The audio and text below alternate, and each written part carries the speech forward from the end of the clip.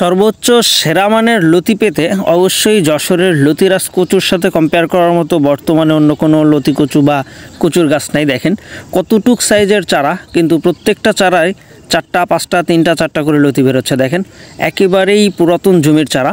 আর পুরাতন জমির চারা এটা কিন্তু একেবারে ছোট থেকেই লতি আসে, মাত্র 1.5 মাস থেকে 2 মাসের ভিতরেই আমাদের এই যে চারা কাটিংয়ের কাজ চলতেছে, ভরপুর ডেলিভারি কার্যক্রমও চলতেছে।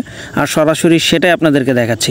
এই যে দেখেন ঠিক এভাবেই কিন্তু এই সকল চারাগুলো আমরা ডেলিভারি করতেছি, যেটা মাত্র 1.5 থেকে 2 মাসের ভিতরে ফলন আসে। আর একটানা 8 মাস থেকে 10 মাস পর্যন্ত ফলন দিতে সক্ষম এই যশোরের লতিরাজ কচু, যার জন্যই কিন্তু বর্তমান সময় অন্য সকল চাষের থেকে এই যশোরের লতিরাজ কচুর চাহিদাটাও বেশি, আর এই চাষটাও মানে কয়েক গুণ বাড়ছে বর্তমানে। আর চাষটা আপনাকে অবশ্যই করতে হবে ঠিক এভাবে কাদাযুক্ত একটা জায়গাতে, যেখানে আপনি ফসলি জমি কাদা করে নেবেন ধানের জমির মতো। তাই আর দেরি না করে এখনই যোগাযোগ করুন।